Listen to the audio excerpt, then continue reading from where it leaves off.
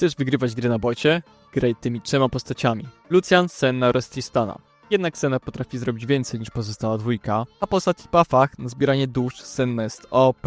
Kiedy zdobędziesz już trochę zasięgu oraz itemów, postać ta jest nie do zatrzymania. Build na nią jest następujący. Pierwszy item Static, podływ Kira, drugi Black Cleaver, buty Swiftnessy, a co do dalszych itemów sytuacyjnie.